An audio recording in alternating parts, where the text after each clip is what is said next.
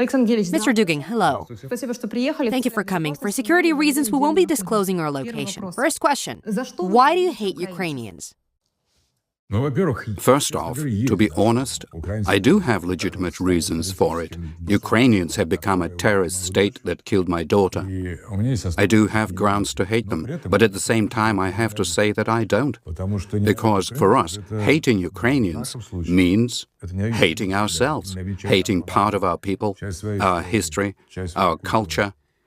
So, therefore, despite the fact that there are reasons to hate them, and despite the immeasurable harm Ukrainians have caused both us and themselves, I simply cannot hate them. You see, our relationship with Ukraine isn't symmetrical. There aren't two separate nations fighting each other. It's a larger whole, and a part of it. When a part rises against the whole, say when a hand rebels against the rest of the body and refuses to listen to the other hand, or to the brain, or to consider other organs, it's still your hand. You might say, what's wrong with you? Why aren't you listening? Why are you making these disgraceful gestures? What's wrong with you? Nevertheless, it remains your hand. You can't say, damned hand, I'll cut you off for not listening to the brain. Sometimes you want to, but you know, you'd only cripple yourself. It would die, and without this part you wouldn't be yourself. So we Russians don't really stand on equal footing with Ukrainians. Ukrainians hate us, but we don't hate them, you see? Because they are part of us, and we are part of them in a sense. We are a single organism, intertwined. How can we tell who owns what here? And despite this terrible war between us, the divide, the conflict, the madness that has seized part of our people, a Russian person, even the most patriotic one, can't feel right about defeating Ukrainians.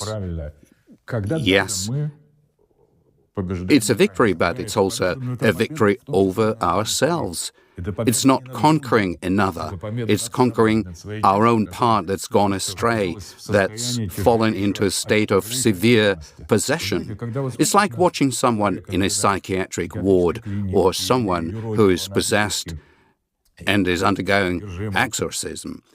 They curse, they shout, they threaten to kill you, blaspheme against God and everything human, as if they are eager to burst into the church sanctuary or strangle an orderly. At some point we get irritated, wondering why this doesn't stop, why it's being allowed to happen in this church or hospital, why they don't bring sedatives. But if we're human, if we have a soul, we understand how hard it is for this person, how they suffer, how that force, that legion that possessed them, torments them. You said one can't be angry at one's hand. What would you say now to those Ukrainians watching us who don't want to be a hand, they want to be separate? Well, you know, in order to be separate, in order to save, build and maintain a state, in order to keep the state, to defend its sovereignty and territorial integrity, one must demonstrate extraordinary historical sense for state building. So, to build a state that's truly free and independent, you need a certain faculty. It's not by accident that Ukrainians historically never had a state. Maybe it's simply not in their destiny. Freedom, yes, the wild steppes, the ungoverned lands, being neither with these nor with those, this is quintessentially Ukrainian, this freedom-loving anarchism, so to speak. They do have this, but it's not something you can build a state on, especially if you take one part of your own people and declare enemies. But the thing is that in Ukraine, they believe they couldn't build it because Russia has been hindering them for centuries. How could we hinder when we were previously one state? The entire narrative is that Kiev is our capital, the cradle of Russian statehood. We are all Kievan Rus or Russia. It's just that the eastern part, the eastern principality, gradually prevailed in the historical battle for Kiev against the Volhynian and Galician princes. At some point, we transferred transferred the Grand Princely throne eastward to Vladimir and later to Moscow, but were part of this Kievan statehood. And those who now live in Ukraine, at least in western Ukraine on the right bank of the Dnieper, are the same Slavs, the same Russians as we are, who stayed there. The Cossacks who rose against the Polish nobility had choices between us and the Polish king and the Ottoman Empire, and at a certain point, Bogdan Khmelnytsky chose us. For the sake of political discourse, we sometimes emphasize this choice, meaning that they chose us, but it's a free-roaming land, anarchist land. Today they choose us, tomorrow someone else, like Mazepa did. It's a tactical concept, but it doesn't make a state. It makes a people that formed on the frontier of our empire, the multi-ethnic Russian Empire on the frontier with Western Europe. And naturally, this frontier identity emerged. Ukraine is the frontier itself. The very name Ukraine means the edge of something, but an edge is always where something ends and something begins. So if for us Ukraine is the outskirts of the Russian world, then for Europe, for instance, it's the outskirts of Europe itself. This is where I have a question. This makes two Ukraines. The question I often ask myself. You said outskirts. Look, while the West offered Ukrainians the chance to be separate, to be great, to be unique, what did Russia offer? Excuse me, what does it mean to be great? How can a small state in a global system be great? I'm only talking about propaganda. I'm not discussing the actual meanings that may have been offered, but how it was done over centuries, little by little, step by step. I actually had to write a book to fully explain this. While the West was saying, you can resist Moscow, you're different, you're not like them, you have a different DNA, you're free, you're Ukrainians, you're separate, Russia offered them the position of outskirts and a younger brother. Don't you think it's unsurprising that Ukraine eventually preferred the West? Well, first of all, from our perspective, Ukraine is the outskirts. And from the West's perspective, it's also the outskirts. The question is the outskirts of what? The West was craftier, that's what I mean. Well, we don't lie. Should we lie to our brothers? We tell our brothers we are one people, we are the Russian world. You have a distinct cultural identity, undoubtedly formed over centuries. You have different historical experiences, different aesthetic and cultural codes that developed because you lived in different circumstances. Like the Belarusians, by the way, you really became something of your own, though it doesn't cover all of Ukraine. Novorossiya is simply part of Great Russia. It was territory conquered by the Great Russian Empire from the Turks, from the Ottoman Empire, that's all. Then, as we tried to liberate more of the Russian world, people from Western Ukraine began settling there. And it was wonderful because we considered them our own. For us, Ukrainians were, are, and will be our own. And you don't lie to your people. We don't say, you'll be great on your own, or you'll be great if you are with us. We tell the truth. We will be great together. And what a tragedy when all this began. The West took advantage of the fact that our empire, our Russian world, found itself in a very difficult situation after the Soviet Union collapsed. We were neither communists nor socialists, not really liberals, and we were heading west ourselves, wanting to join NATO. Any attempt to talk about the Russian world in the 90s risked prosecution here in the Russian Federation. But you did speak about it. I did, and for many decades I have only suffered more and more for my ideas, for my truth, and for my consistency. But it was forbidden to the majority. We absolutely didn't use the arguments we needed when speaking to Ukrainians. Moreover, in the 90s, we created in Russia a disgusting, pro-Western, corrupt, treacherous, oligarchic system. We handed power to the worst scum imaginable. And what could we do in such a situation when the same thing was happening in Ukraine, and Ukrainians wanted to go west while we were striving for NATO and the West ourselves? Of course, Ukrainians said, what do you want from us? Why should we go west through you? We are closer to it. We ourselves created, with our own hands, an absolutely false, unnatural, disgusting and historically irresponsible model of relationship with Ukrainians, instead of attracting them by asserting that we are one, that we will become a great empire again, and that we'll recover from this groggy state after the betrayal of our elites, that we'll forget how USAID recently defeated in the US, participated in drafting both our constitution and yours.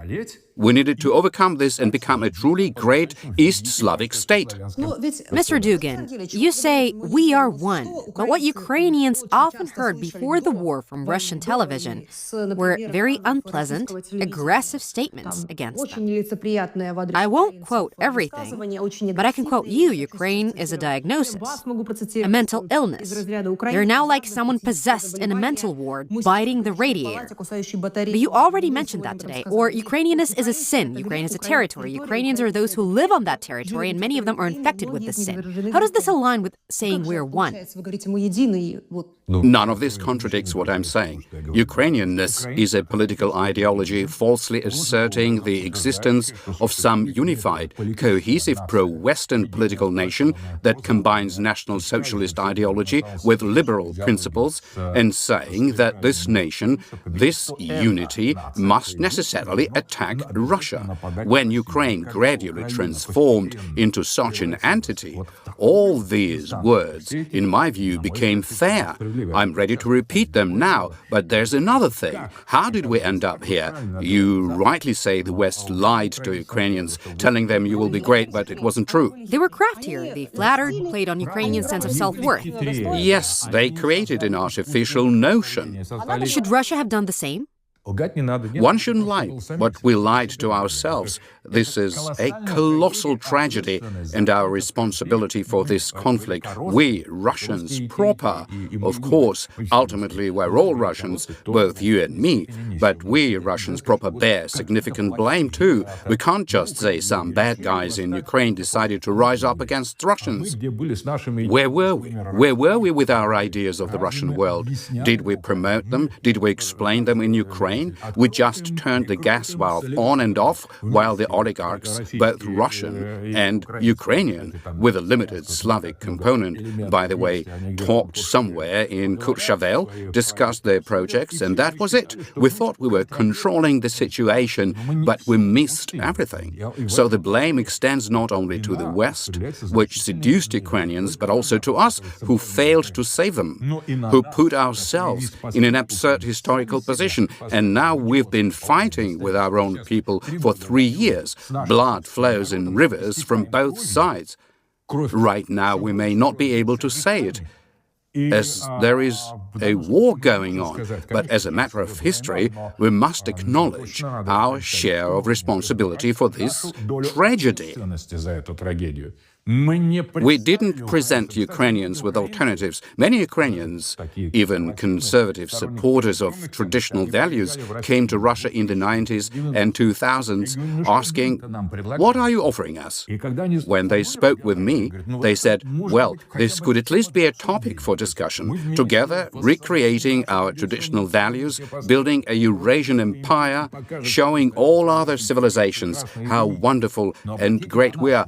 But pay attention to us, recognize we're still separate. This fits completely into how I see our future, our destiny," I said.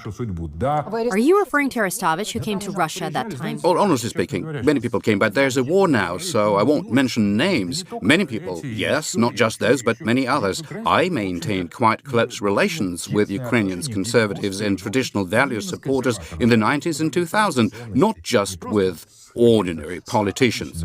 Would you now be ready to establish a dialogue with these people? Well, now we're at war. You're not ready. Well, this depends on how it turns out. You're talking with me. Is this already a start? Yes, I am talking. In some sense, you could say yes, but certain conditions are necessary. I'm absolutely not willing to participate in propaganda, either promoting a rapprochement or continuing military operations. Many people are engaged in this kind of work, but I don't see the Ukrainian side being willing to listen to us. Maybe I'm wrong. I would be very happy to be wrong, actually, but I don't see them being able to just listen without immediately shouting or throwing around labels. I still receive daily messages on all of my social media. How happy they are that my daughter is dead, how they want to kill me, how little time I have left. And this happens every day. The fury and hatred that Ukrainians feel toward us bear no resemblance to our own admittedly severe attitude now. If we could overcome this, I would be happy. You are asking the right question. I've even started wondering myself whether I can talk after everything that has happened. But we'll have to talk eventually. We'll have to live in one state, under one authority. We're still one people. We are the Russian world. Sooner or later, we must reconcile. When I think about the chances we had to establish real contact in the 90s and in the 2000s and after 2014, and how time and again we squandered those chances. I don't even know what makes me more indignant, Kiev or certain representatives of our Russian elites who treat so callously the great art of building a statehood and empire building, who approach that incredibly responsible mission entrusted to them in our history in such a superficial manner. Ukraine. It was our duty to think about Ukraine after our collapse, or even better, before our collapse. Well, you wrote about this in Foundations of Geopolitics back in '99. But Mr. Dugin, how did this happen? I know very well how Ukrainians' attitude toward Russia changed over the years. You just said that Ukrainians, for the most part, hate Russians. I can't argue with that, but I want to point out that not so long ago, in 2008, for example, more than 90% of Ukrainians had good or very good attitude toward Russia, according to sociological surveys. But here's what happened. At numerous shows I hosted on Ukrainian television, I heard nationalists claim thousands of times, we need to join NATO. We need to be stronger. Because Russia will attack anyway. People in Kharkiv, Kiev, and other cities didn't believe them. Nationalists before February 24 were marginal figures in Ukraine. I say this with full confidence, but it turns out after 2022, they were proven right. Well, you see, how shall I say it? Imagine a healthy man standing there, a big man. A little boy approaches and says, "This man is about to hit me now." The man doesn't hit him. The boy takes a stone and throws it at the man. The man says, "Behave yourself." Then the boy takes a shard of glass and, unable to reach the man's body, starts cutting his legs, driving nails in whatever he can reach. That's what he does. And then he says, "Now the man is going to finally hit me." This is called a self-fulfilled prophecy. It's like saying, "Let me be a prophet. Now I'll predict that this glass will move to the edge of the table." And indeed, look, I'm a prophet. If you want something very badly, if you keep insisting on it, if you insult Russians, if you prepare to deny the Russian language, which 90 or 100% of Ukrainians speak, any right to even exist, if you constantly provoke someone stronger, and you do to summon a man from the bush who's as strong as your target, but you behave like scoundrels, Ukrainian nationalists behaved like scoundrels, real scoundrels. They provoked us and indeed pulled from the bush something completely non-Ukrainian, completely non-Russian, having nothing to do with either your tradition or ours, because our tradition is basically the same. A man who started from behind the back of this small-time crook a real serious confrontation with us.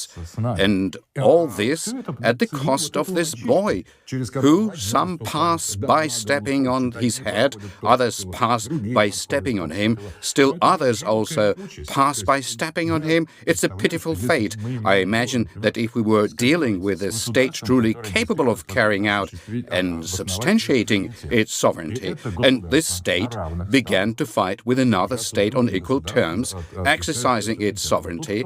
That would have been a real battle, like with Germany, for example. Germany was a great country under Hitler, now of course, and the USSR was a great country too, and Germany challenged us. Was Hitler sovereign? Yes. Was Stalin sovereign? Yes. And we battled to determine who deserved to be free, who would survive and who wouldn't. And Germany, after our great patriotic war. No, it doesn't exist as it was. It's just a testing range for some terrible liberal experiment. But Russia exists thanks to the fact that we won back then. So if we are to talk about such competition, historical competition on equal terms, albeit a terrible one, I understand what greatness meant for Germany. This greatness they failed to defend. The right to it they lost, and they became pitiful but defeated rivals. How could Ukrainian nationalists claim the same? They could only provoke. They could start the process of disintegration, but they cannot stop it. Sovereign is the one who can make a decision about both the beginning of the end and the end of the war. That's what sovereign means. Now we see that Ukrainians simply played a role of a trigger. They are no more sovereign than ISIS, which is banned in the Russian Federation. You know how they view ISIS in that political entity, but it's banned here. Similarly, Ukrainian nationalists created a simulacrum of a radical terrorist formation, and, in my opinion, existing exclusively on external resources. This isn't a war between us and Ukrainian nationalists. This is the West, the globalist, liberal West, that has nothing to do with the ideology of Ukrainian identity and sovereignty, using Ukraine against us. I don't see any heroism in the behavior of those who led the country to disintegration, who couldn't protect Ukraine as a sovereign state, couldn't guarantee its territorial integrity.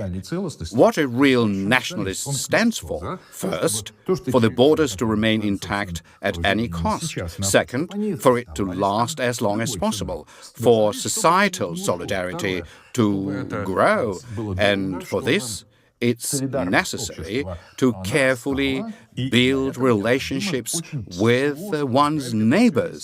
Some neighbors may represent challenges, others opportunities, and others potential alliances. You need to act based on your interests. These Ukrainian nationalists destroyed the Ukrainian national state. They undermined its territorial integrity, they weakened it, they dragged it into a conflict that was hopeless for Ukraine as a sovereign state. They destroyed it, dismembered it, and they continued down the same path. These aren't real nationalists. Ukrainian nationalists always receive financial support from abroad. Starting from Bandera, there were no exceptions. All right, so they aren't nationalists at all, are they? They're fighting for their own sovereignty. This was precisely the trap. This and the fact that supposedly everyone was saying, hang the Moscovite in 2014, and Russians didn't understand it. Not everyone, just those who shouted the loudest. I say this with confidence. Well, we hear it too. Imagine if Mexicans started walking around Mexico saying, let's hang all the Yankees. How long would Trump tolerate this? I think he'd listen for a week, and in a week there would be a special military operation to eliminate drug cartels in northern Mexico, which could easily reach down to the south. More specifically, you predicted a lot in your book, Foundations of Geopolitics, more than 25 years ago. 25 years ago, you wrote, "The further existence of a unitary Ukraine is unacceptable. This territory should be divided into several zones." Do you believe that Ukraine cannot exist as a state? You know, in the early 90s, I saw it this way, especially against the backdrop of the first wave of Ukrainian nationalism rejoicing. By the late 90s, I noticed that both the Ukrainian leadership and our country were trying to find an option where a sovereign Ukraine could exist. In later chapters of Foundations of Geopolitics, this idea is developed, that Ukraine could exist as a state if it recognized that there are at least two distinct peoples there who should have their own. So you thought Ukraine could exist as a state. Has your opinion changed since then? It could, but I think it's the end of for Ukraine. It will not exist in any case. But again, None at all. well, let our victory on the battlefield and our leaders decide that. That is, Russian and American. We will decide that. Russian weapons will decide. The Russian Supreme Commander-in-Chief will decide with those who are the real actors in this war. This is a long-term prospect, medium-term even. Ukraine will not exist. That's it. The historical attempt to create an independent national statehood has completely failed, or let's say it's postponed indefinitely. But now we are at war, and talking about what will be after its end is a bit premature. From my point of view, Ukraine has exhausted its historical chance for independent national political existence. In some truncated form, perhaps it can exist, but this would be some kind of a crippled survival, not real prosperity. Ukraine in 1991 got a chance for the first time in history to become an independent nation-state. It was supposed to build policies that would find a balance between us as part of the Russian world and Western Europe, to become perhaps a bridge, to become some kind of intermediate zone, a common frontier, not a border separating us from the West, but a frontier where Eastern Europe gradually flows into Eurasia and vice versa. Indeed, all the prerequisites were there. But Mr. Dugin, if Ukraine was really a bridge between, say, Germany and Russia, it would have promised only positive prospects for everyone. Exactly, this is the art of state building. When a mature historical people builds or preserves its statehood, it has already started this art over centuries, knowing when to be softer, when to be tougher. Consider how Putin effectively won the second Chechen campaign. He won it only after deciding that traditional Islamic Chechnya under, let's say, Kadyrov and Kadyrov's father, Ramzan Kadyrov and Ahmad Kadyrov, had the right to its own identity. We would not level it to the ground. We would not replace the Chechen. I purposely went to Chechnya. I have a film from there, and what I saw was a great discovery for me. And that's why now Ahmad is fighting with us against the West in Ukraine. This is the art of state building. Look, if Ukrainian rulers had said, we have Western Ukrainians with their own political and cultural specificities, their own identity. Yes, good. We have Eastern Ukraine with a completely different population, different orientations, different priorities, different cultural codes, regardless of what language they speak. This is indeed a good question. Could Ukraine have remained an independent state? Yes, it could have. Broadly speaking, the more it insisted on an unambiguously pro-Western orientation, as it historically did, the closer it brought that split I described. Geopoliticians don't predict what will definitely happen or should happen. They deal in probabilities. This isn't about some strict political imperative. The disintegration of Ukraine was probable if Ukraine continued on its path. But there was a possibility of Ukraine not disintegrating, of Ukraine being preserved with Crimea. I'm saying something probably outrageous for our people. Ukraine could have coexisted with Crimea if it had taken a position similar to the one Lukashenko and Belarus has taken. The Belarusian... Who also got access to nuclear weapons. Of course, and he preserves his sovereignty in our favor. So thoroughly and carefully, he has really acquired sovereignty. Some of his opponents will say this sovereignty freezes many processes. Maybe it does, but in fact, Belarus is a wonderland. It's a showcase. It's an amazing society. Belarusian identity is very strong there. They haven't compromised on anything. in relations with us. Maybe we ourselves are surprised at how it is possible. Is it because of Lukashenko, Mr. Dugin? Because of one person? You know, Belarus did not exist as a historical state, but he found his formula. He found certain keys to state building in himself and his people. He didn't split the people into Western and Eastern factions. There were Belarusian Westerners who even tried to overthrow him, but he demonstrated toughness when he had to. I have an answer to this question. I know all the presidents of Ukraine, and I know Lukashenko, and the answer is very simple.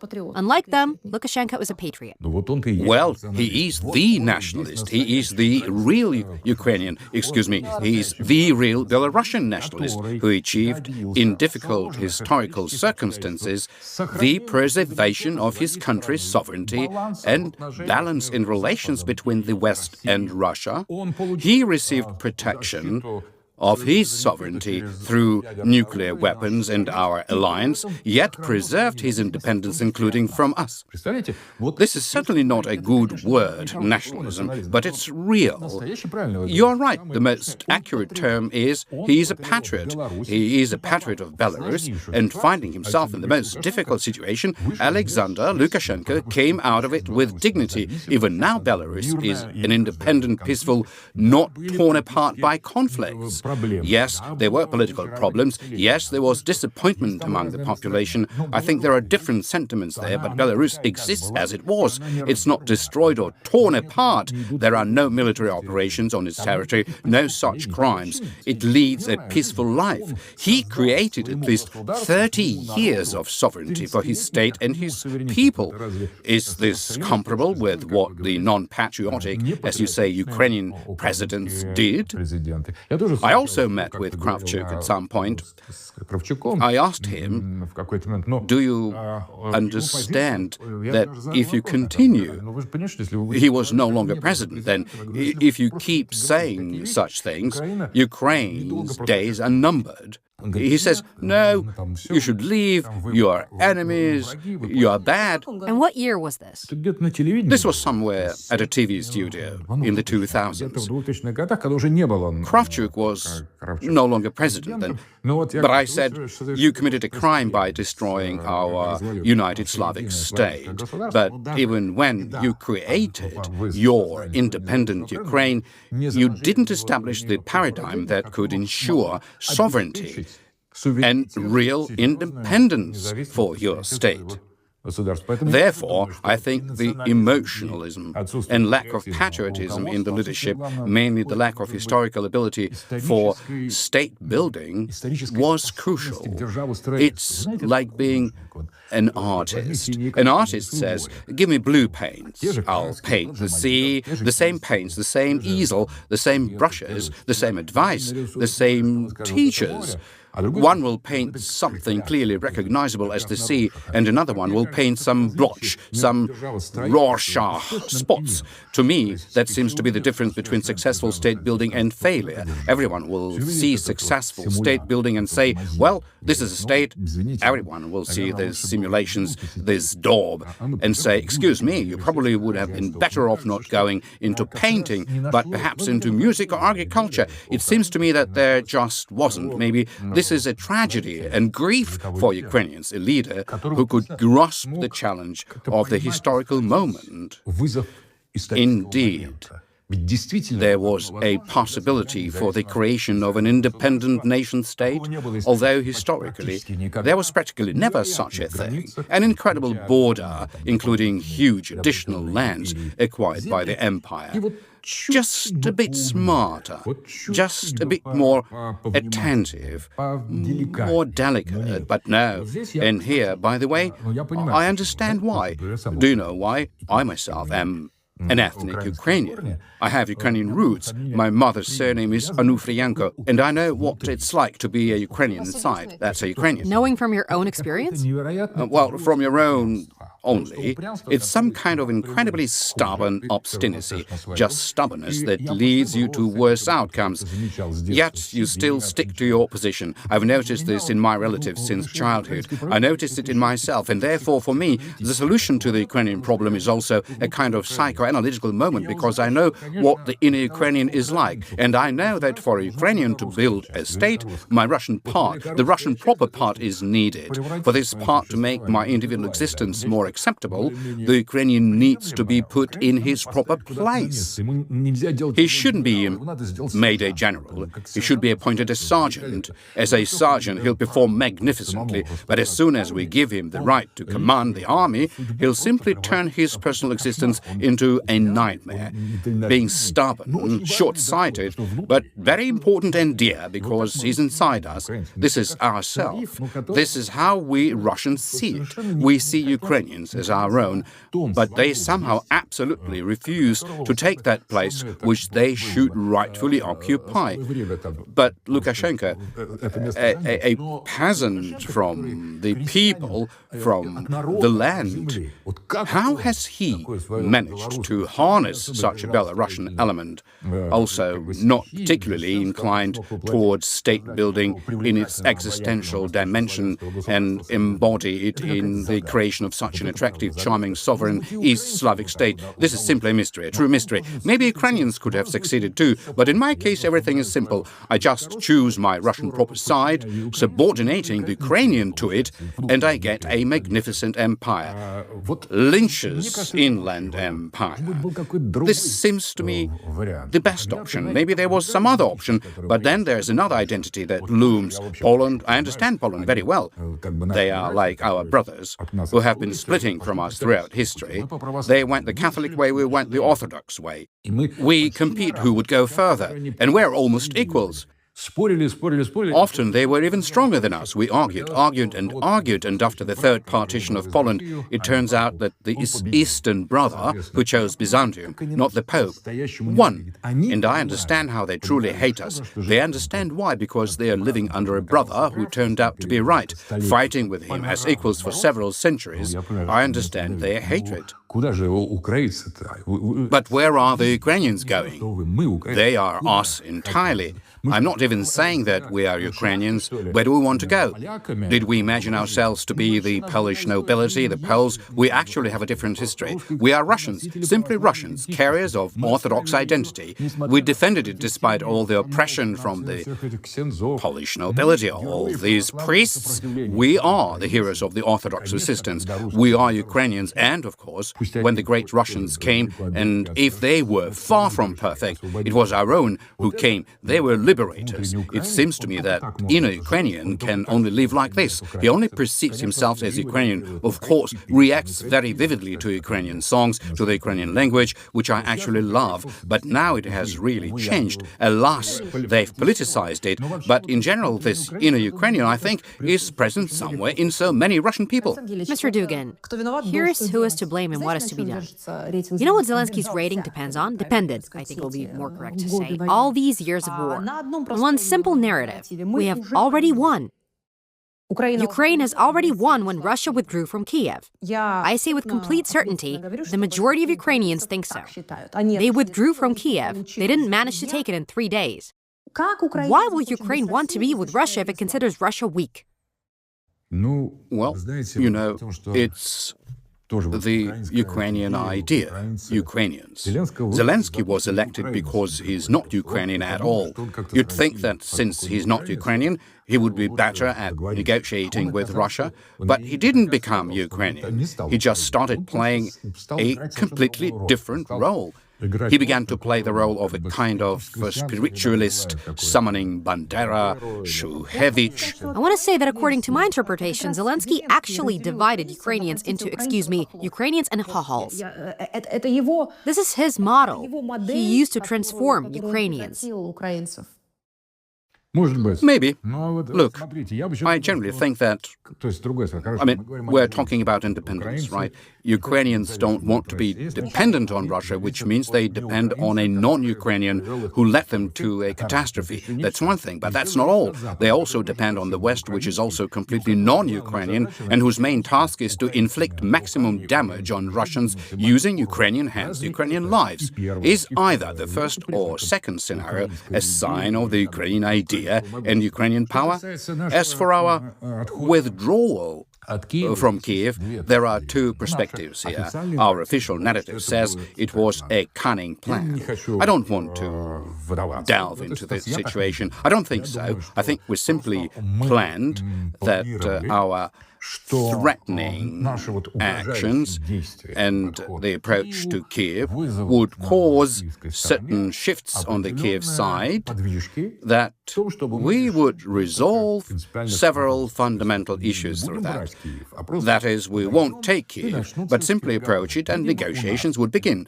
Apparently, as far as I know from different sources, including witnesses and participants in these processes, such agreements did exist. We arrived in Istanbul, and there almost everything was already decided that would have suited us then, without any taking of Kiev, without continuing of the war, and at that moment it generally suited the Kiev leadership as well.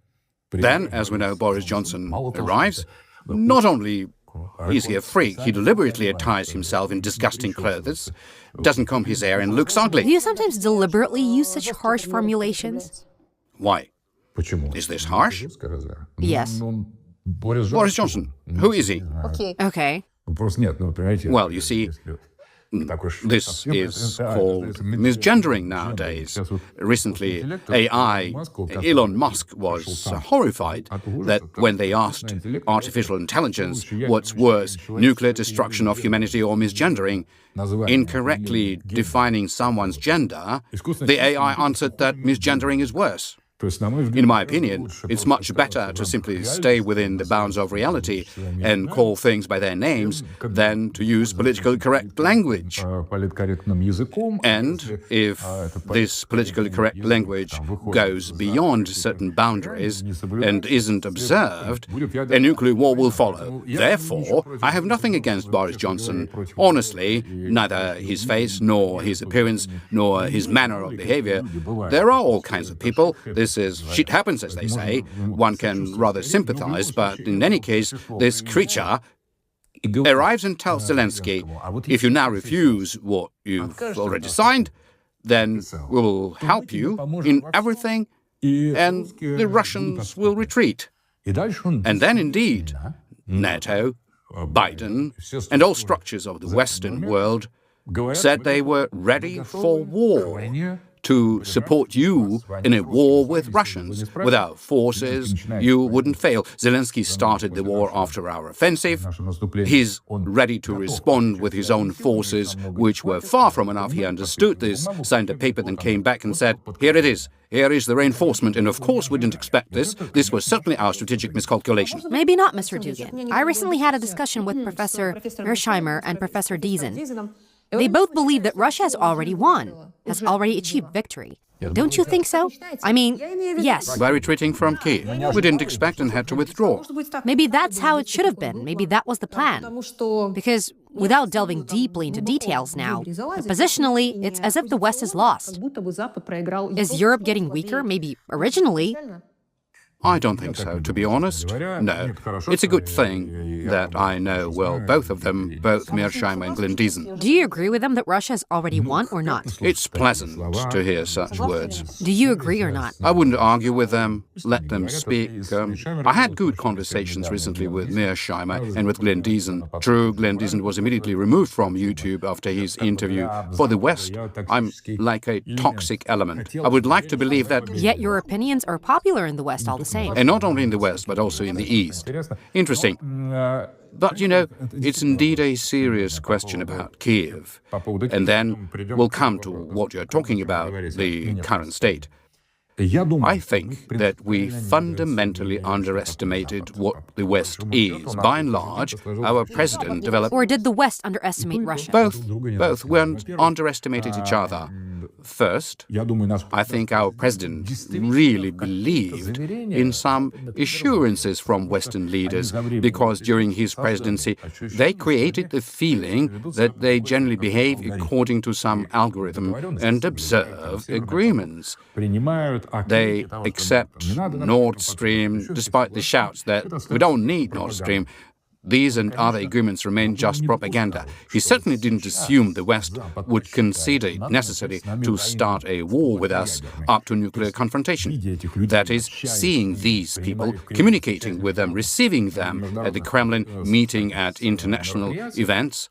Putin simply got the impression that the West is in its right mind.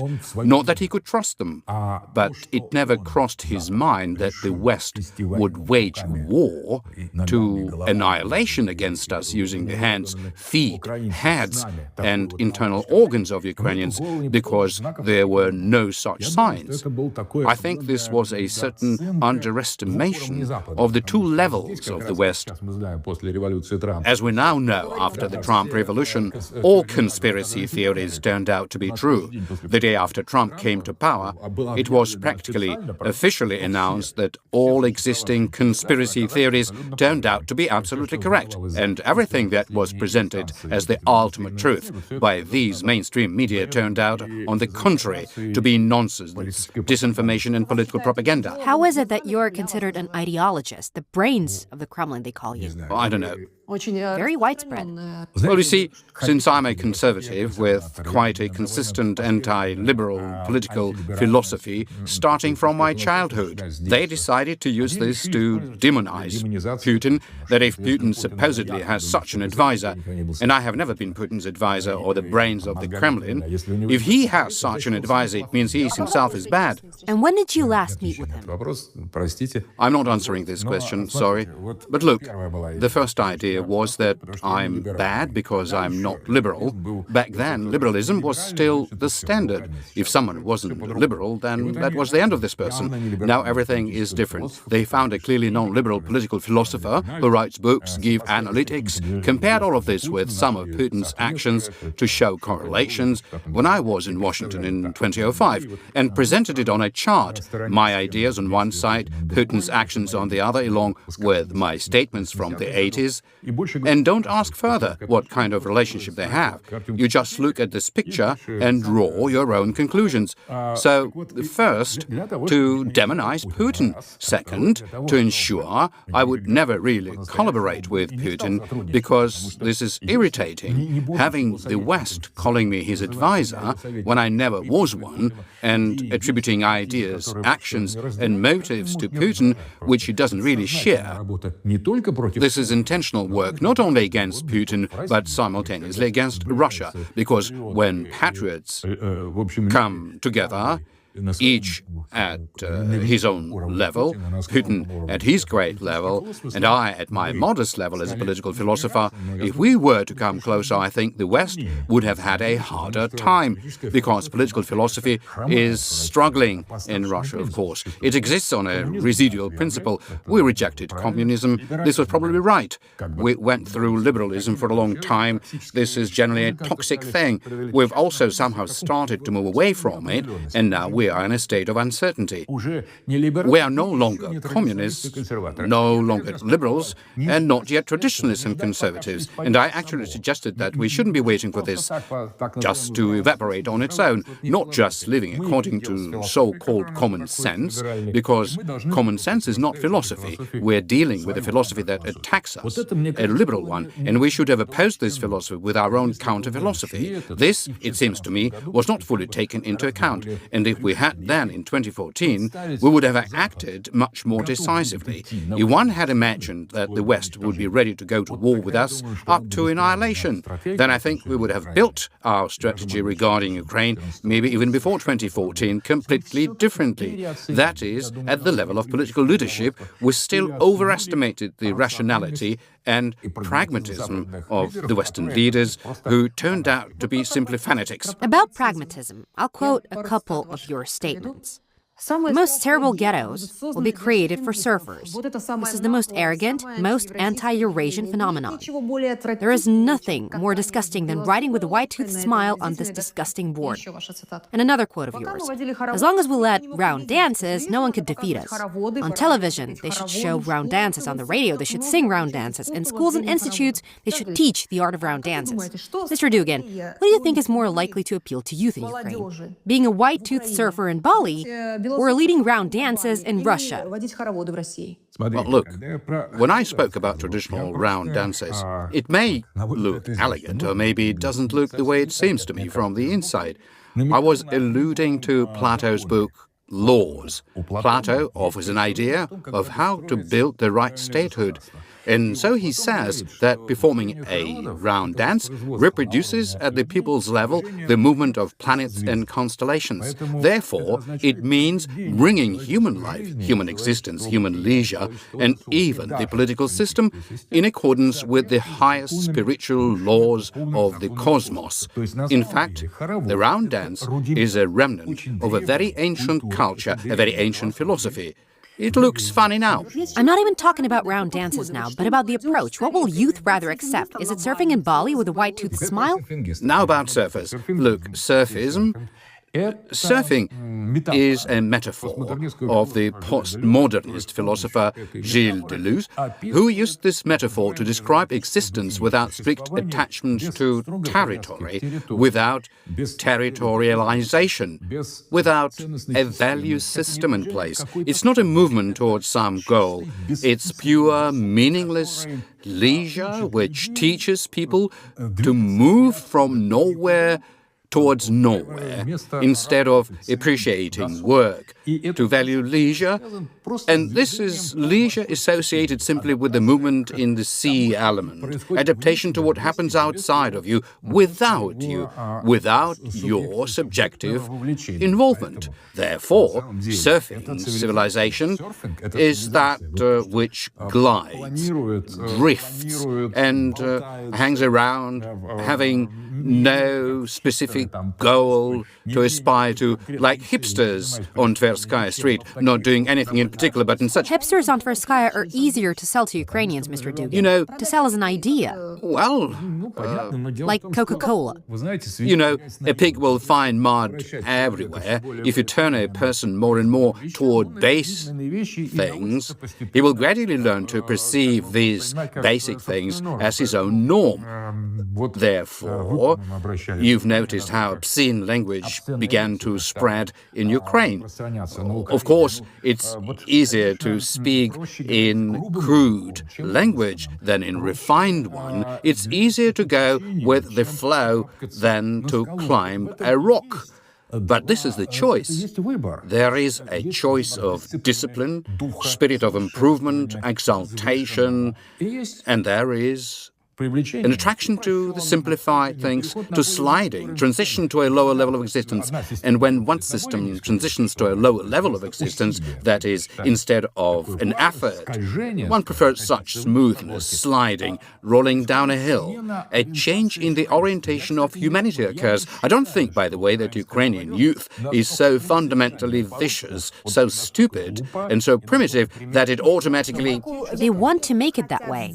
But it's not like that. I don't think so. Otherwise, they wouldn't have gone to the front. You know, Mr. Dugin, an interesting thought just occurred to me.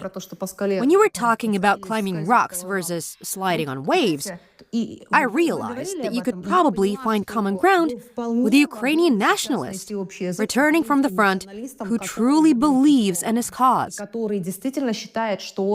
You'd likely have much more in common with him than with someone attending pro-Ukrainian rallies in Poland, shouting about fighting to the last Ukrainian while comfortably lying on a couch. Well, that's vile behavior, of course. That's why I say... It's a paradox. In every culture, there are people who value service to their country, courage and heroism, even heroism from an enemy or opponent. I've always respected this, and traditionally we, the Russians, have always honored heroes. Genghis Khan hated traitors, and those who surrendered out of fear, he executed them all. But if someone fought to the end, even if he was the last man standing, Cengiz would say, "You will be my general." There's something profound in this between these two types you described, someone who embraces this dance of eternal masculinity, this devotion to ideals, even misunderstood ones, versus the cowards who flee from confronting death. With whom is it easier to reach an agreement? Oh, well, with the one who avoids the battle, you can't talk at all. They're nobody like this. You can't engage with people who have no self-respect. They're dirt. A human being becomes a human when they genuinely attempt to climb, maybe not a mountain, but at least a hill. Certainly someone who defends their ideals, perhaps misguided ones, at the cost of their life, deserves more respect. You can talk with them. Whether they're mistaken will be revealed either through war or peace. But peace is ultimately made by those who've proven their worth, those who've demonstrated they stand for something, those who flee Ukraine, preferring to organize disgraceful performances or threaten Russians online. They are just scum. Every nation has them. If Russians were refusing to fight but claiming to support our special military operation from Miami, let's say, or some beach resort, I'd find that equally disgusting. Our people there... By the way, that doesn't happen. No, because they are at the front. All true Russians either help the front, fight, or are preparing to do so. Recently, a young man approached me at MGIMO University, who was preparing to defend his thesis on globalization. He asked me, "Can you be my academic advisor?" I said, yes. He then asked if I'd still be working there in a year and a half. I told him, I couldn't predict that far. Everything's very uncertain for us now. The thing is, he said, I'm joining the special military operation. I've signed a contract. This guy's a MGIMO graduate with a promising diplomatic career, intelligent, composed, impressive. Was he missing anything in his life? No. He's going because a distant Russian defends his country, his homeland, when it's in danger. And this is natural. And I believe, by the way, that people who may choose the wrong side but make the warrior's choice deserve respect, even from their enemies. Mr. Dugin, about young people, do you know what became the main vehicle for promoting the Russian language among Ukrainian youth in recent years? Russian rap. You once suggested executing Morgenstern and his producer, yet recently, Morgenstern's new album topped the Ukrainian Apple Music charts. Don't you think Morgenstern has done more to popularize the Russian language in Ukraine than Dugin? No, of course not. I don't even want to make that comparison. It seems degrading. He's a monstrosity. Why do you think it's bad? If it promotes the Russian language. That's not the Russian language. There isn't a single proper Russian word in Morgenstern's work. He distorts everything. It's some kind of narcotic perversion. Now, Akim Apachev, that's the Russian rap. Akim even sings in Ukrainian. That's completely different, in my view. It is still a rap, which I honestly don't care for, but I must acknowledge that when Akim Apachev sings Plive Kacha in Ukrainian, that's genuine propaganda. That Ukrainian song truly communicates Russian values. Mr. Dugin, but shouldn't propaganda be subtle?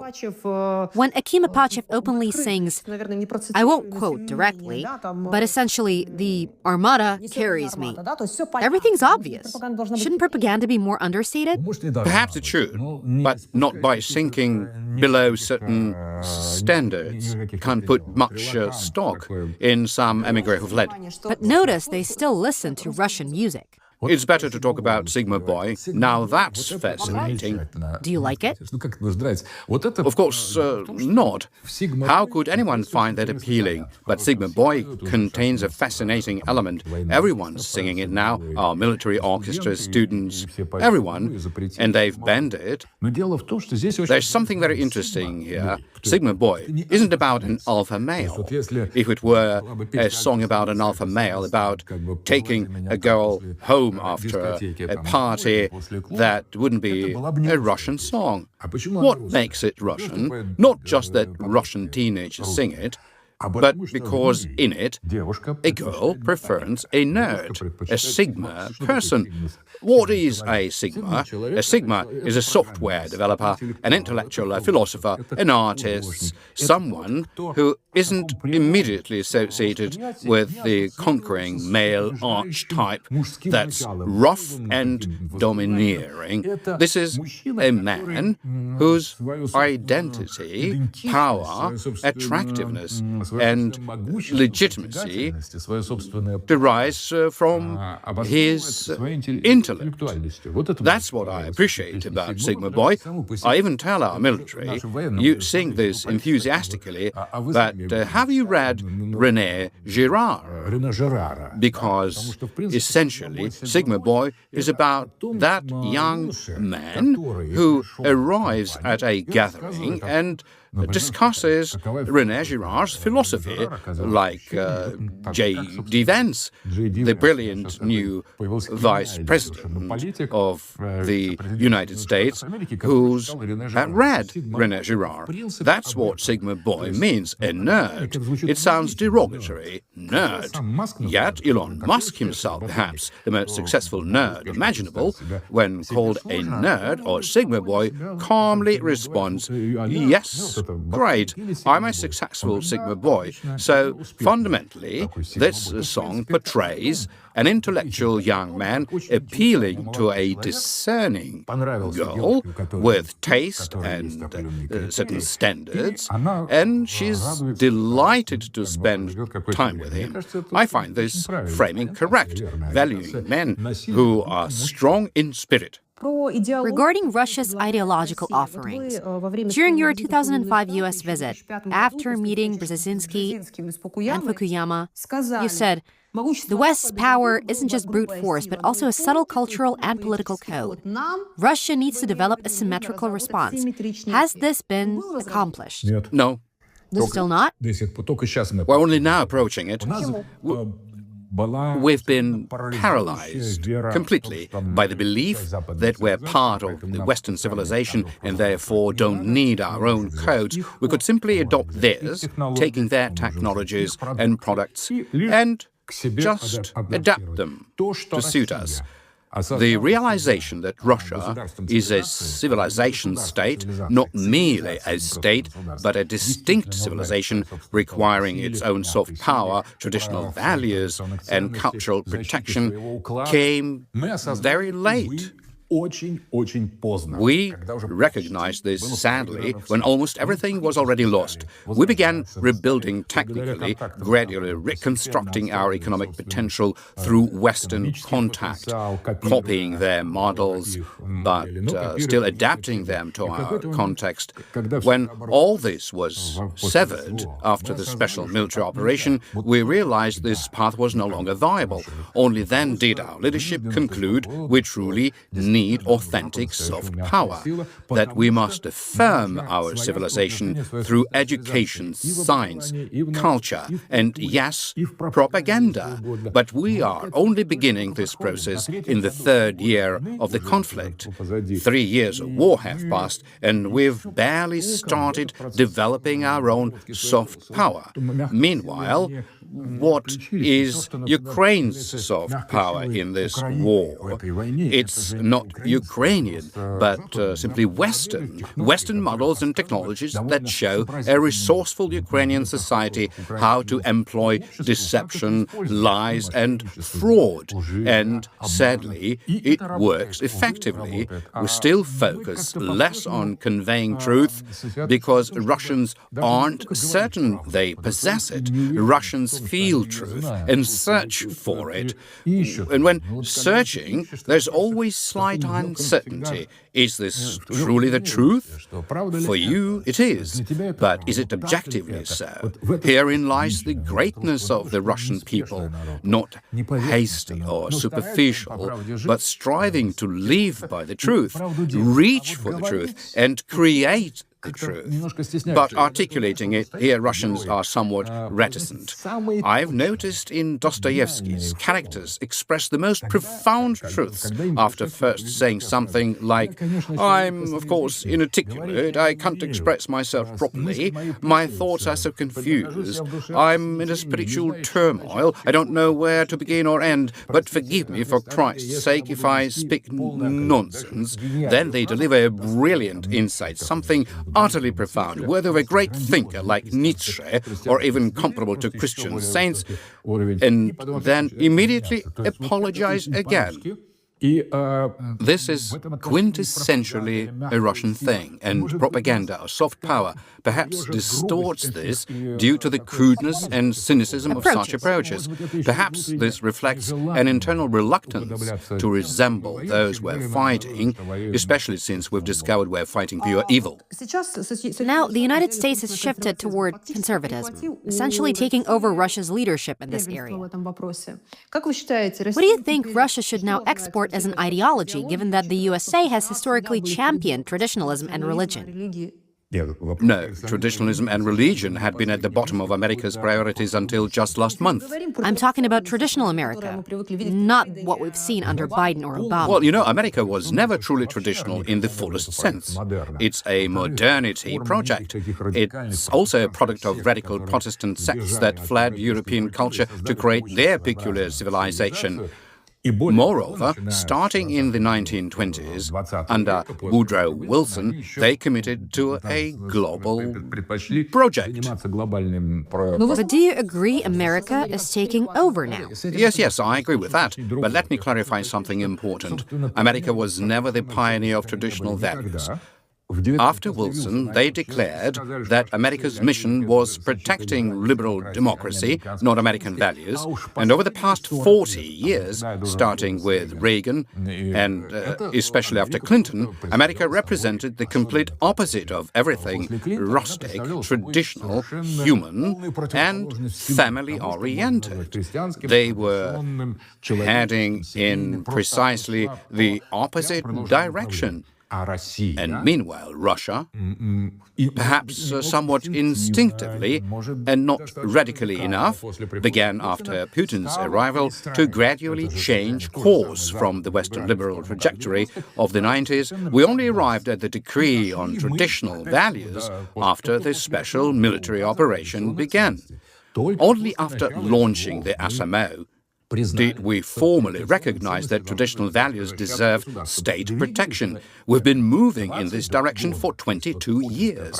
Throughout Putin's leadership, we've been subtly shifting the overtone window, so subtly no one noticed, step by step maintaining the appearance of a liberal society, not rejecting anything, pretending we're part of Western civilization, liberal and democratic. Then suddenly we're no longer democratic, no longer part of Western civilization, no longer adherents of liberal values. Only in 2022, I think, did we make a decisive statement. The President signed the Decree 809 on traditional values. In short, we've accomplished an enormous amount of work, but we solidified it only recently. Something similar is perhaps happening in America now, but in defending traditional values, Russia has certainly been one of the world's leading forces, I should say.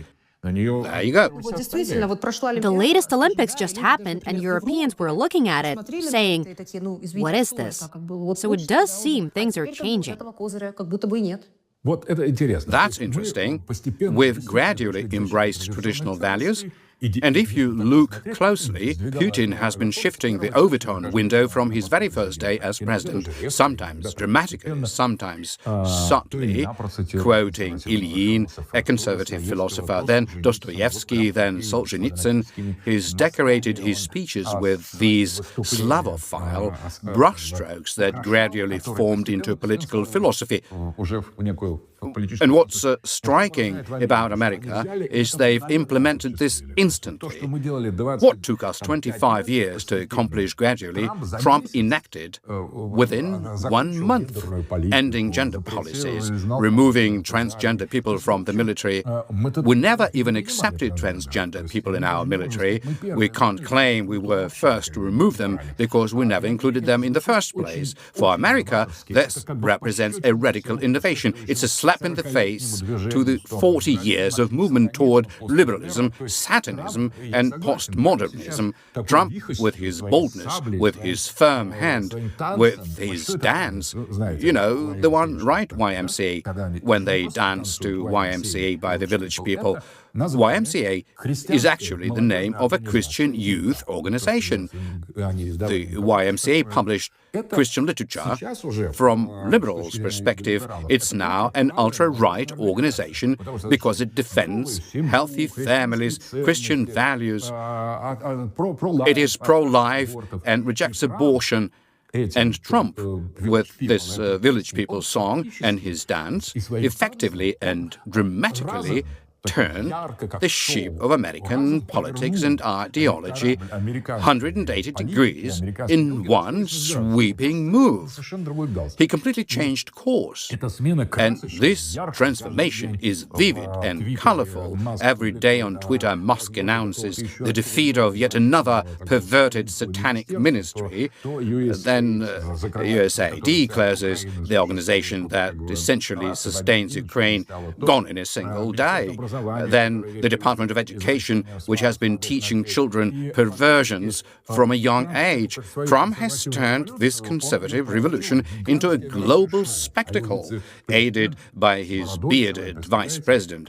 Imagine, when I first posted videos celebrating beards, I received so many cynical comments, yet it turns out a beard and masculinity are nearly inseparable. This has been true across traditions, not just for Christians, but in Islam and Judaism too. A man and his beard are essentially synonymous. People used to mock this beard appreciation as silly and overtly traditional, very much an old believer kind of thing. But now the beard-wearing J.D. Vance arrives at Rammstein for a security conference and dresses down liberal European elites, telling them they are on their own. America has fundamentally changed, and naturally, Russia finds itself in an interesting position. On the one hand, we've won. We stand for truth, and now even America, the source of this evil, has adopted our truth, our traditional values. As idealists, we should rejoice. But it is also frustrating that we were so vilified for this. As we were fighting for these traditional values, we were demonized, ridiculed, and condemned in every possible way. We were even killed for these traditional values. And now suddenly it turns out we were right all along. Truth cannot be privatized. If we are right, then let others be right alongside us. That will be our victory. I don't feel competitive towards America over traditional values. On the contrary, this validates that we were right. What geopolitical conclusions Trump will draw from this is another question, but ideologically, we've simply won. We, the Russians, standing up for traditional values, have defeated the entire world because now not only Trump agrees with us, but India and China, the Islamic world, Africa, Latin America, we've won in the global south, and we are winning alongside Trump, ideologically speaking, in the collective West, which has ceased to be collective. What's next? In your writings, you've repeatedly discussed the inevitable war between Russia and the West. With Trump's arrival, someone you seem to view favorably, has your forecast changed? Well, first, my forecast has already come true. We are at war with the West in Ukraine. Not with Ukraine, but with the West in Ukraine. So this is not a forecast anymore, but reality. The status quo kind of thing. What about your forecast for the future? That's different. When there was no war with the West, I saw it as inevitable. Now that it is ongoing, I believe it could potentially end. I won't speculate how or when, but we are emerging into a completely different situation. Ideologically, We've won this war. I agree with that. You mentioned Mearsheimer and Clint Eason. I don't believe we've completely defeated the West yet. But we did repel an attack from the liberal globalist West, the Atlantic West, which sought to inflict a strategic defeat on us. This they definitely failed to achieve. In this sense, we won by virtue of not losing, though we haven't achieved full victory yet. We'll win when we resolve the matter of Ukraine. Then we can truly say we've achieved victory in this war and begin the next phase. So I'm not discussing a future war. I'm talking about ending this one. And there's no other way of it ending than with our victory, not over Ukraine, but over the globalist West. Though it's no longer even the unified West. After Trump, we find ourselves in a situation where the collective West has split into two cores, two independent ideological poles, despite the fact that the liberal, globalist European elites are frantically trying to establish relationships with Trump. Look, for instance, at Macron and Starmer rushing to meet him. These are already two distinct Wests, deeply antagonistic in their ideological orientations. The Trumpist America is in many respects closer to Russia. Is it advantageous for Trumpist America if Russia doesn't clash with the Second West, letting them fight among themselves? Perhaps it is advantageous. The world has fundamentally changed. Previously, we faced one collective West that was liberal, globalist, Atlanticist, NATO-centric, determined to inflict strategic defeat on us, but they failed to achieve this strategic defeat because we held firm economically, militarily, politically, socially, and psychologically. It escalated to the brink of nuclear warfare. We approached such a dangerous line that if Kamala Harris had won this election, I believe we wouldn't be discussing what we're talking about right now. We'd be asking, can anyone survive a nuclear strike? What plants might grow on our planet after a nuclear apocalypse? How many people might survive? Would Earth be knocked off its axis by strategic nuclear weapons? That would be our conversation. Trump has undoubtedly reduced this escalation speed, at least to neutral. It doesn't mean he immediately reversed course, but we're in a different world. After Trump, we live in a changed reality where nuclear war remains possible, but less imminent. The risks of direct British, let's say German or French troop deployment in Ukraine, they remain. They have decreased, but still exist. Everything remains uncertain. Nevertheless, comparing the situation a month ago to what it is now, all these risks have significantly diminished. And this creates opportunities. However, Trump won't win this war for us or grant us victory. He might try to stop it, but I don't see any prospect of this conflict ending quickly with a compromise under the current conditions. The conditions Trump might kindly offer, but that would certainly not satisfy us. Our President and Foreign Minister have repeatedly stated there will be no victory, nothing substantial will happen, just a temporary truce. That's an interesting question. You recently said victory cannot be the subject of a deal, yet Russian President Vladimir Putin consistently emphasizes his readiness for peace negotiations. Do you consider the Russian president too soft? No, I think he's an excellent politician conducting an entirely appropriate strategy. We need to engage with Trump. These are completely new players whose views resemble ours in many aspects, including geopolitically, not just regarding values. I believe Putin is pursuing exactly the right approach. It's premature to reveal our actual objectives now. Trump has just taken office. Ukraine doesn't interest him. This isn't his war. It's a war started by his enemies. He understands this perfectly well and simply wants to end it. But end what? Trump clearly hasn't had time to understand the nature of this conflict, lacking the time or inclination to grasp it. He's therefore drawn to simplistic models. Let's take all the Ukrainian subsoil resources for ourselves, and what do we offer in return? Nothing. We've already paid for everything. He genuinely sees this as a business transaction. He definitely wants to end the war, but recently said, if we don't end it quickly, we won't end it ever. I think never is more likely than quickly. Trump is definitely not ready to accept our conditions today. I don't think he's even properly heard them yet. There will be convergence between Russia and the USA on various issues. There's more between us than just Ukraine. We have many important matters to address. Putin and Trump will certainly move towards rapprochement, but regarding Ukraine, though nobody agrees with me on this, I believe it will gradually become less central in Russian-American relations. How will it shift? It will move to the background, becoming a tertiary issue. We'll continue debating who's right and wrong. I see. Mr. Dugin, about Ukraine. Today, many Ukrainians hate Russia and feel utterly betrayed by the West, profoundly disappointed. I should think so. Zelensky has launched a deliberate, massive campaign to discredit Trump. A deputy from Zelensky's party essentially tells Trump to go to hell. His personal strategist calls Trump a donkey. There are much harsher statements I won't quote. After 3 years of war, one Ukrainian politician wrote, "I'm starting to think this war began through collusion between the US and Russia."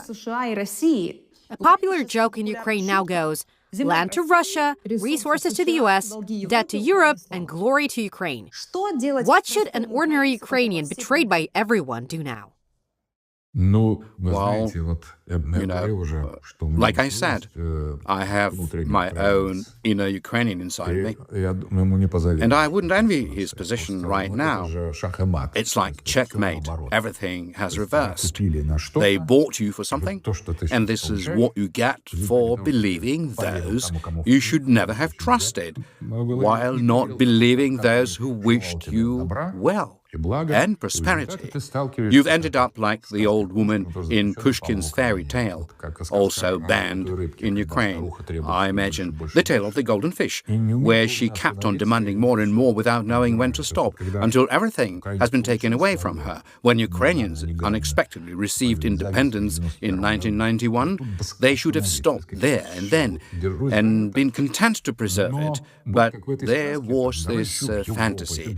Let's move further into Europe, get visa-free travel, and also let's hang Russians. This was unwise. There are moments when you need to know where to stop. This principle, knowing when to stop, has been completely rejected by the Ukrainians. They've made not just one wrong choice. I understand completely this is characteristically Ukrainian. You make one wrong choice, then another, then you sell your natural resources, lose territorial integrity, see your loved ones die, blame bad Russians, then discover it wasn't Russians but Americans, but you can't bring back the dead. The land is sold, the country no longer exists, and your leader turns out to be a scoundrel pursuing his own glory, a deeply troubled person, but one whom you chose and supported. Now they'll grab you off the street to press gang you into territorial recruitment center. What should this inner Ukrainian do? I don't know. It's truly heartbreaking. If I didn't have my dominant Russian proper side, I might cruelly mock such an inner Ukrainian, but I can't. It's painful. Even for me, I should say. Very painful. It's sad to see what these people have gotten themselves into, even despite my reasons to hate Ukrainians. But when Poles started turning Ukrainians away at the border, saying, "Get out, all of you," I felt genuinely sorry for the enemy. I don't know why, but somehow I still feel compassionate for Ukrainians. Could we theoretically imagine Russians and Ukrainians someday fighting Poles together? Why single out the Poles? We've already had our historical conflicts with them. Well, I mean, generally against the West, the other West. Could you envision this happening? Anyone but the Poles. Neither Poles nor Romanians. The Poles haven't actually intervened yet. I believe they have legitimate reasons to resent us, but lack the means to confront us directly. That deserves respect. We dismembered their country. They are a proud Polish nobility people. To them, we're the Moscows. They experience living under our empire has left lasting bitterness about their treatment. No, not the Poles. We should focus on the globalists. Look, we're not fighting against peoples, not against Germans, French, English, Italians or Spaniards. We need to build an empire together with the poor Ukrainians who've been thoroughly deceived by everyone, repeatedly, and continue to be deceived. The worst part is, knowing Ukrainian psychology as I do, I'm certain they'll be deceived again tomorrow. You see, we can't operate this way. You've been deceived once, twice, 3 times, and you'll certainly be deceived again tomorrow. They'll inflict something terrible on you again and blame it on the Moscows or someone else, or some Poles who aren't even involved. Ukrainians are pathologically distrustful, which is precisely why everyone deceives them. It's much easier to deal with someone who trusts you. They believe you once, get deceived, learn their lesson, and never trust you again. But when you trust no one, you are perpetually defensive and inevitably fall victim to increasingly sophisticated deceptions. Poor Ukrainians are so distrustful that everyone takes advantage of them. They will be deceived again, sadly. They'll only believe lies. So everything I say, every positive thing I say about Ukrainians, they'll dismiss. The Moscows invented this to harm us further. How could things possibly get worse for you, dear Ukrainian brothers and sisters? How could it possibly get worse? Don't you see you've dug yourselves into a pit, slid into it, damaged everything within reach, and continue doing so, blaming Trump, then not Trump, then the Poles? Look at yourselves. What are you doing? Who you imagine yourselves to be? What you've become. This realization might someday dawn on Ukrainians. What have we done? What have we done? Who is this person who grimaced and pranced around, contorting various bodily parts, artificial and natural? We elevated him to the highest office, yet he failed our country, achieved nothing, sells our natural resources, and still claims legitimacy. He personally banned negotiations, can't secure victory, can't arrange a truce, yet refuses to accept defeat. Just ask yourselves, who's truly responsible? You'll inevitably say, not this one, not that one, but ultimately it's this poor Ukrainian who refuses to use his head, provided he has one, and doesn't even trust himself. This small Ukrainian isn't truly evil. He's pitiful. There's something profoundly sad in this. If I were to offer them to tune to the Russian military Volga radio frequency for those who may want to surrender, they wouldn't believe me. It would be better to surrender and build a great nation together. For decades I've told Ukrainian patriots, let's create our great empire together. Then whoever attacks this empire, those would be our common enemies, but not each other. Everything's backward. They listen to everyone except the voice of truth. Speaking of this, I recall Huntington labeled both Ukraine and Russia as torn countries, citing Peter the Great's attempt to transform Russia's cultural identity. You mentioned today how Ukraine couldn't reasonably want to join Russia when Russia itself was courting the West. Why would Ukraine need a secondary Western connection when it could engage directly with the West? Today you reference Dostoevsky and the Russian tendency toward self-reflection. Has Russia definitively established its identity? Are you confident about this? First I must acknowledge our guilt that we pursued Western integration and presented Ukrainians with a completely false idea of our own identity. We don't absolve ourselves of responsibility. Nuestra culpa, mea culpa. That's the first point.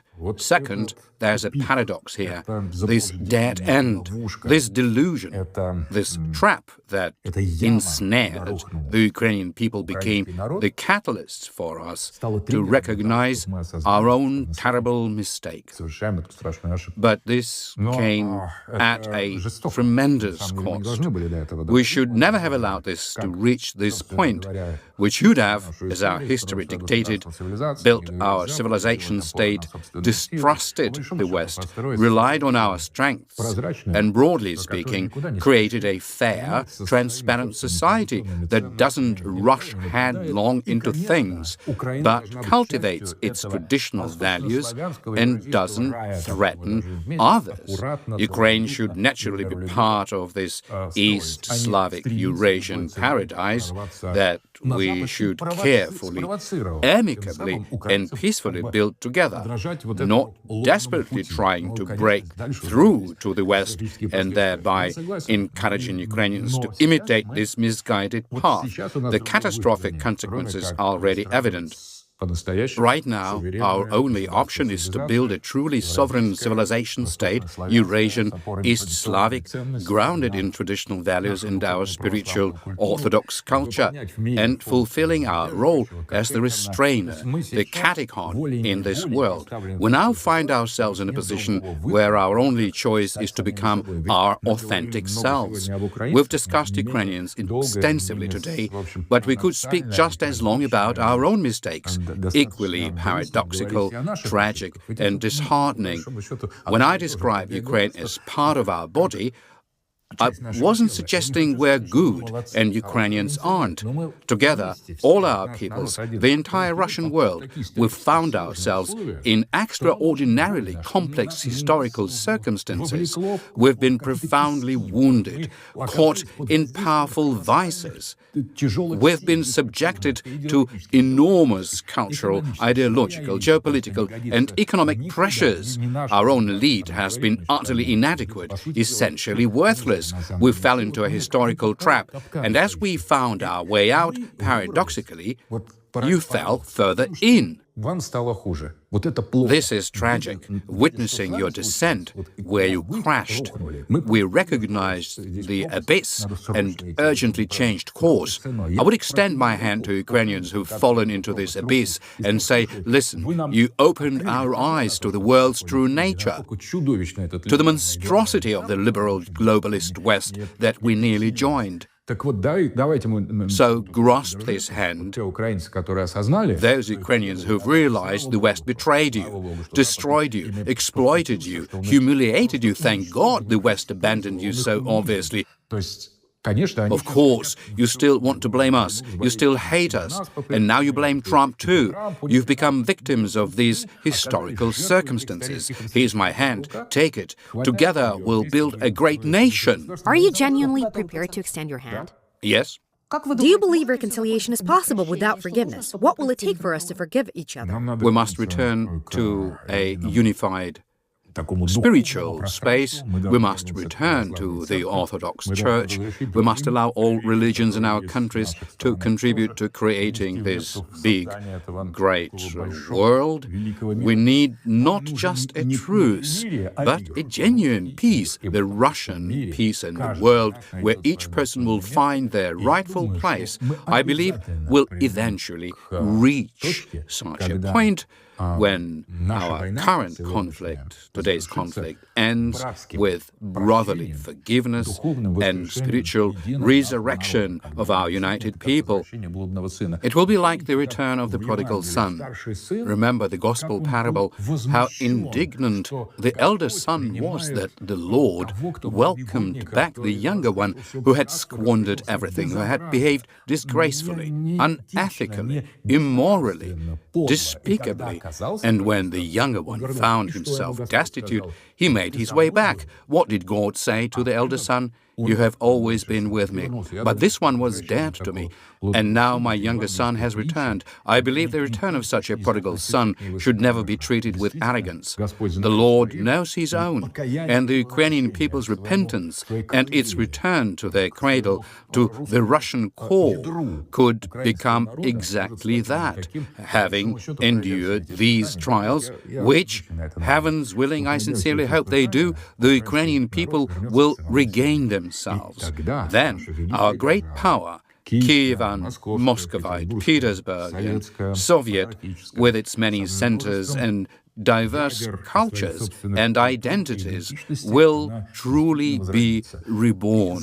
And the West, which recently sought to destroy us, seduce us, deceive us, push us away, will simply be forced to acknowledge this. We won't seek revenge. Russians aren't vengeful people. But Ukrainians themselves will eventually recognize who placed them in this situation. Gradually, everything will become clear. We have no alternative path. We can't. What's the alternative? Exterminate Russians? This is impossible. Exterminate Ukrainians? Impossible. Defeat Russia? Impossible. I don't know, destroy, exterminate, or forcibly relocate Ukrainians, equally impossible. We're all bound together. Our geography, history, destiny, language, culture, religion haven't merely made us neighbors. They've made us one people. And now this shared destiny offers salvation. I understand perfectly this provides little consolation, offers no concrete argument or plan. It's simply the truth. Given your personal tragedy, Mr. Dugin, are you personally prepared to forgive? Well, this is difficult for me. You see, I cannot give an unequivocal answer. I don't wish to be hypocritical. Yet, revenge doesn't inspire me at all, doesn't motivate me in any possible way. I believe my daughter's death contains some profound mystery. In my eyes, she was simply a Russian girl who became a saint, a genuine saint. This transcends offense, pain, or grief. How could one seek revenge for this? I understand she was killed by evil itself. Ukrainians were merely instruments. The decisions came from much darker, more terrible forces than Ukrainians. Clearly, Yermak, Budanov, Malyuk, Zelensky participated in this. They share the guilt for this and other terrorist attacks, for the war, for the bloodshed. They personally contributed to my private grief. But I cannot assign this guilt to an entire people, only to certain individuals, primarily those who planned it. They targeted the most delicate thing, the spirit, the idea. I don't believe Ukrainians themselves care deeply about ideas. As for the forces controlling Ukraine from outside, for them, ideas hold tremendous significance. For them, suppressing thought, forbidding it, destroying it, this is genuinely important. You know, thousands of people enlisted after Dasha's death. An incredible number of people write to me. The fact has been opposite to what was intended. She's become our symbol. Her innocence, her non-involvement in military operations. And the sad irony is that she deeply loved Ukrainians. We often discussed our Ukrainian ancestors. Even when wives of Azov battalion fighters went to Europe, she said, "I'm trying to understand their feelings, because they believe in traditional values. They believe in their own people. They may be mistaken, but I want to understand these women. I want to comprehend their grief." Can you imagine? And this made her death so profoundly unjust. There are people engaged in military operations. We mourn each of our fallen. We honor the memory of every one of our dead. But with Dasha, the sheer senselessness of this sacrifice, it's incomprehensible. It is cruelty. It awakened many. Some in the influential positions said it changed numerous projects and plans, affecting people who make the most consequential decisions, and not only in our country. There's some terrible historical mystery in all this. To side with Dasha's executioners seems utterly unthinkable to me. Yet, there are those who still continue celebrating. Imagine if our situations were reversed and something similar happened from our side towards the enemies. I believe we would try to forget it. Never emphasize it. This reveals something inhuman. Forgiveness is a complex thing to do. It's a mystery of the human soul. This isn't journalism or propaganda. It's a profound moral gesture that's difficult to articulate. Perhaps it's better not to discuss it. Mr. Dugin, finally, if you could speak directly, as you are now, to a Ukrainian soldier and a mother who lost her son in Ukraine, what would you say to them? I would say this is entirely our shared grief and sorrow. Your grief is our grief. You are killing us, we're killing you, and we'll likely continue the cycle, but it cannot lead to anything positive, nothing good whatsoever. That is why we ought to find another way forward. We have a real enemy. It is common to both of us. How much time, how many more losses must we endure before fully realizing this? And, sadly, this realization must come primarily from your side. Mr. Dugin, I know with certainty that many people in Ukraine, Russia, and Belarus will watch this interview. Everything I do hoping people across Ukraine, Russia, and Belarus can live in peace as soon as possible. It was once this way, and someday it will be again. I believe this conversation represents a step toward that future. Thank you very much. Thank you.